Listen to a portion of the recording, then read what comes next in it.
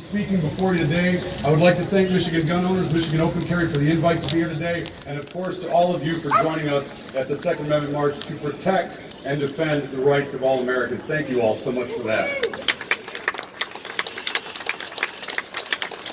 So, for those that don't know me, my name is Eric Kutrek. Everyone calls me Trek. Other than the information from the introduction there, I own a little company called MDFI that does training in and around the state of Michigan.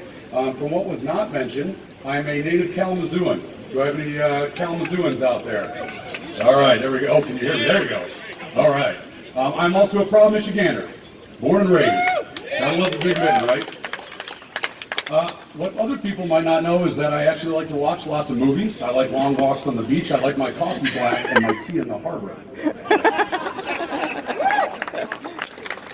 So 2 years ago, we stood out here in the cold, and I pondered at great end to try to figure out what I would talk about in a brief amount of time with friends, colleagues, like-minded strangers, and frankly all Americans regarding a responsible citizenry and the rights protected under the Second Amendment, and how those rights are the absolute anchor that keeps all other individual rights from drifting away. And so looking back at my notes from 2 years ago, I found that what I'm going to talk about today is actually very similar to what I talked about 2 years ago, because here's the reality.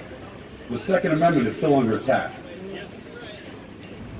Politicians that by their very oath of office to protect the rights of all Americans are doing a very poor job. And even we as gun owners from time to time, as Tom just talked about, we find ourselves divided. So today, with that being said, I'm not going to talk too much about the people that would disarm us outright. The call for just one more law, and we hear this argument all the time, yes? Just one more firearms law that would do nothing but turn fathers, mothers, sisters, and brothers into felons simply by executing and exercising their Second Amendment rights is folly, because I think you would all agree with me that criminals do not care for the laws of man. They do not. So on top of this crazy argument just to criminalize our neighbors for doing nothing more than having a tool to protect house, home, and country, all proposals that we have heard to disarm the American populace can easily be nothing but a pipe dream, because once we start factoring in facts, statistics, and plain old common sense, it's absolutely ridiculous. So my final thought, and we hear this all the time, is that only military and law enforcement should have guns. Only military and law enforcement should have guns. Now, as someone that was been in the military and prior law enforcement, I would simply respond by saying this: hey bro, hold my beer and watch me do this backflip.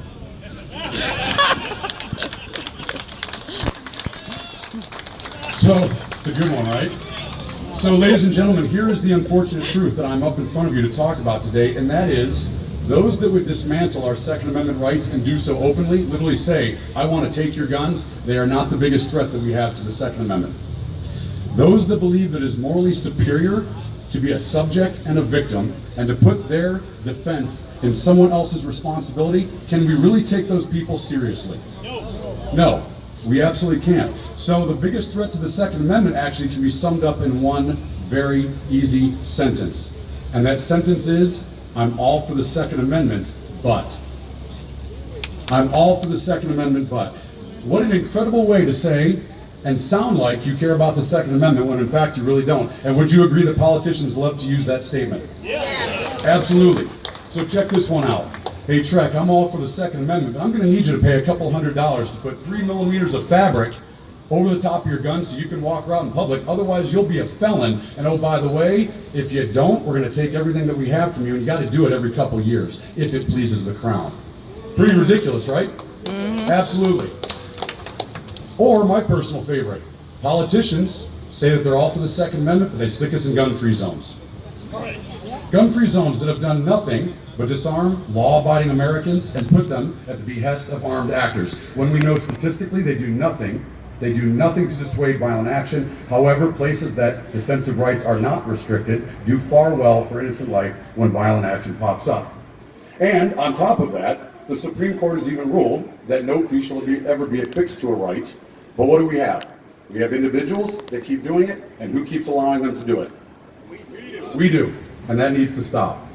Okay, but we can't forget that these people back here that are all for the Second Amendment but, that whittle away our rights, do so with pen strokes.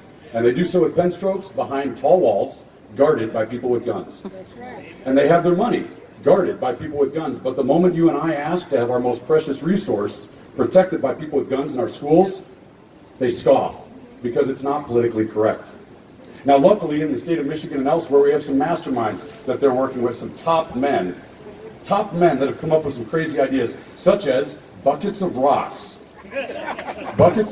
and cans of soup to throw at armed school shooters. And I'm kidding you not, there's one Michigan school district right now that officially has just issued wasp spray to teachers to use against armed school shooters. Ladies and gentlemen, I'm going to say that one more time. I hope you record this. Bug spray for bugs against people with guns. This is the best option that these people will allow when it comes to our most precious resource, which is our children. So we must remind these people that through gross negligence or criminal action that violate their oaths of office that simply say, I will protect and defend the Constitution of these United States and all the rights protected therein, that is not representation of a free America, and we must show them the unemployment line at our earliest opportunity.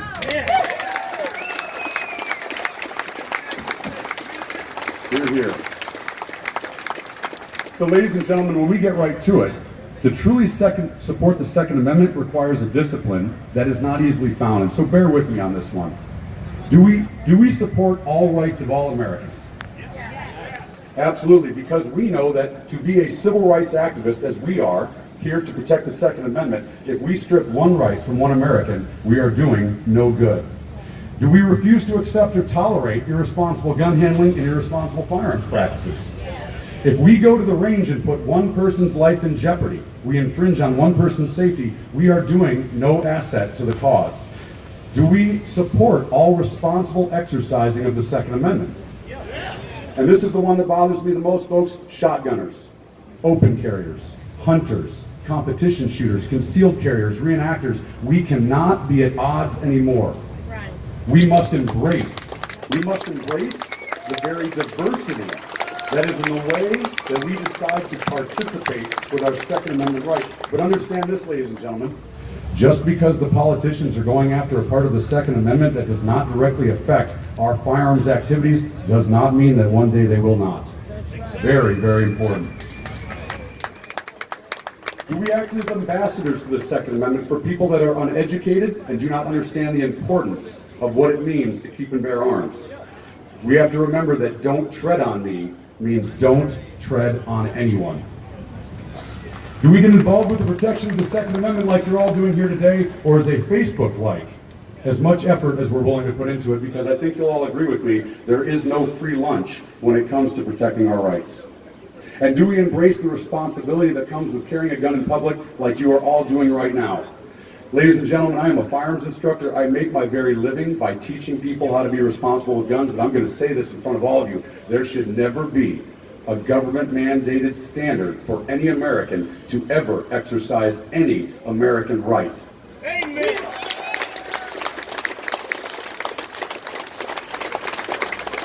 With that being said, we have to take on that responsibility and demand accountability should any of us act irresponsibly through ignorance as an excuse. And so, ladies and gentlemen, in conclusion, if we can embrace these standards and answer yes to these standards, we are on our track to being ambassadors and stewards for the Second Amendment and the future of our Second Amendment holders. So, by making our motto here today, we are all for the Second Amendment, period. We can create a unified front of responsibly armed Americans that understand the gravity of what it means to keep and bear arms as a citizen of this great nation, because we know that if we allow this right to go the way of the dodo, every other right will follow. Ladies and gentlemen, responsibility in all we do, freedom for everyone, and a republic if we can keep it. Thank you all so very much. It's been an honor.